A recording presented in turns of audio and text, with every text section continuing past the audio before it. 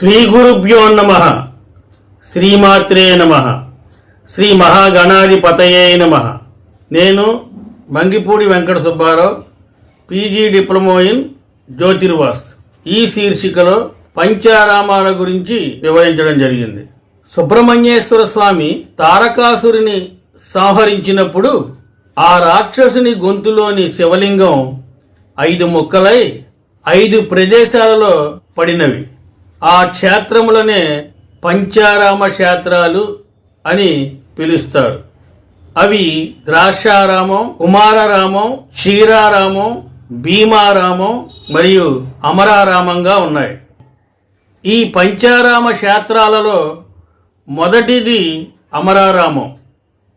గుంటూరు నగరానికి 35 కిలోమీటర్ల దూరంలో ఈ అమరావతి క్షేత్రం అనేది ఉంది. ఇక్కడి స్వామివారు అమరేశ్వరుడు, అమ్మవారు బాలచాముండి, క్షేత్ర పాలకుడు వేణుగోపాలస్వామి. ఈ అమరారామంలోని స్ఫటికలింగం యొక్క ఎత్తు 16 అడుగులు. శివలింగం చుట్టూ 2 అంతస్తులుంటాయి. అభిషేకాదులు ఎవరైనా ఉన్నట్లయితే వారు ఈ అభిషేకాన్ని 2వ అంతస్తులో చేస్తారు. అమరావతి ఆలయం 3 ప్రాకారాలతో నిర్మితమైనది. మొదటి ప్రాకారంలో ప్రణవేశ్వరుడు, కాశీ విశ్వేశ్వరుడు, ఉమామహేశ్వరుడు, అగస్త్యేశ్వరుడు, పార్థివేశ్వరుడు, సోమేశ్వరుడు, కోలలేశ్వరుడు, వీరభద్రుడు, త్రిపుర సుందరీదేవి ఆలయాలు, కళ్యాణ మండపం, కృష్ణానదికి తోవ ఉన్నాయి.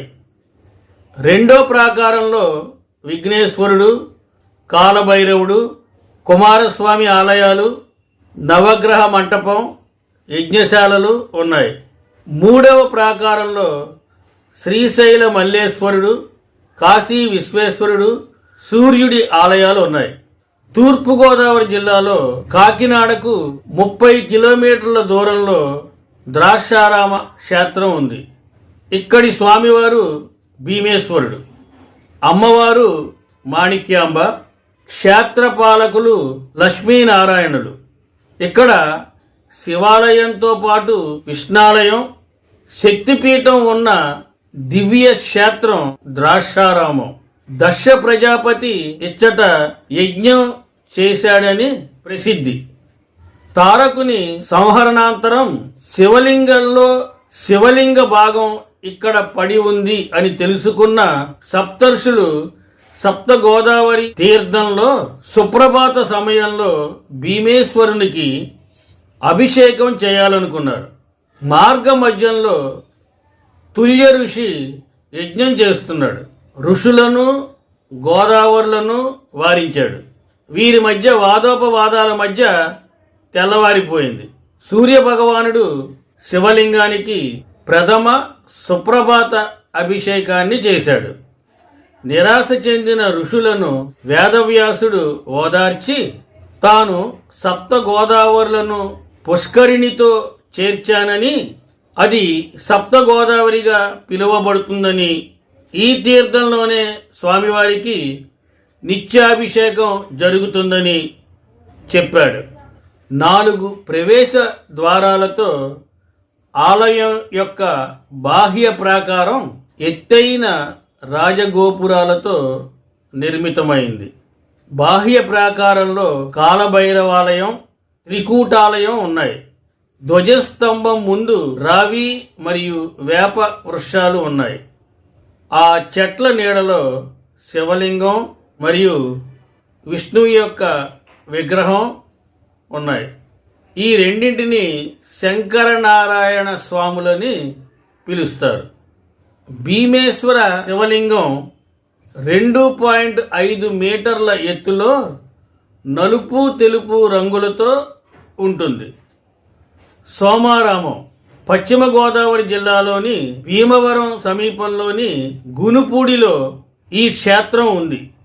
ఇచ్చట స్వామివారు సోమేశ్వరుడు, అమ్మవారు రాజరాజేశ్వరి. ఈ ఆలయాన్ని సోమేశ్వర జనార్దన స్వామి ఆలయం అని అంటారు. తూర్పు చాళుక్య రాజైన చాళుక్య భీముడు ఈ ఆలయాన్ని 3వ శతాబ్దంలో నిర్మించాడు. మామూలు రోజుల్లో తెలుపు నలుపు రంగులలో ఉండే ఈ శివలింగం అమావాస్య రోజున మాత్రం గోధుమ వర్ణంలోకి మారుతుంది. తిరిగి పౌర్ణమి నాటికి యథారూపంలోకి వస్తుంది. అందుకే ఈ క్షేత్రానికి సోమారామం అని పేరు వచ్చింది. ఈ ఆలయం 2 అంతస్తులుగా ఉంటుంది. సోమేశ్వరుడు క్రింది అంతస్తులోను, అన్నపూర్ణాదేవి అమ్మవారు పై అంతస్తులోనూ ఉంటారు. ఈ ఆలయానికి క్షేత్రపాలకుడు జనార్దన స్వామి.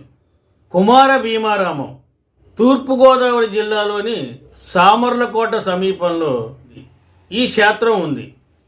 ఇచ్చట స్వామివారు భీమేశ్వరుడు, తల్లి బాలా త్రిపుర సుందరి. ఈ క్షేత్రం చుట్టూ పచ్చని పంట చేలతో చాలా ప్రశాంతంగా ఉంటుంది. ఇక్కడి శివలింగం కూడా 60 అడుగుల ఎత్తు ఉంటుంది. సామర్లకోటలోని ఈ భీమేశ్వర ఆలయాన్ని చాళుక్యరాజైన భీముడు నిర్మించాడని క్షేత్ర కథనంలో వివరించబడింది. ఈయనే దశరామ ఆలయాన్ని కూడా నిర్మించాడు.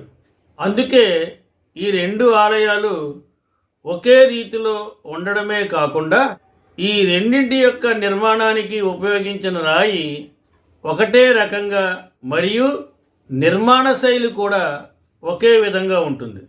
ఈ మందిర నిర్మాణం 892లో ప్రారంభమై సుమారు 922 వరకు సాగింది.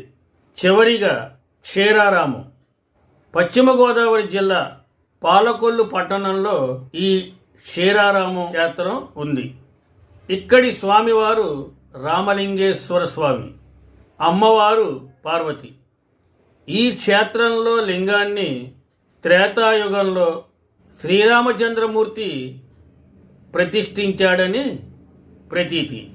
ఈ ఆలయం యొక్క క్షేత్రపాలకుడు జనార్దనుడు. 9 అంతస్తులతో 20 అడుగుల ఎత్తులో విరాజిల్లే రాజగోపురం చివరి అంతస్తు దాకా వెళ్ళడానికి లోపల మెట్లు ఉన్నాయి. తెల్లగా ఉండే ఇక్కడి శివలింగం 2.5 అడుగుల ఎత్తు ఉంటుంది.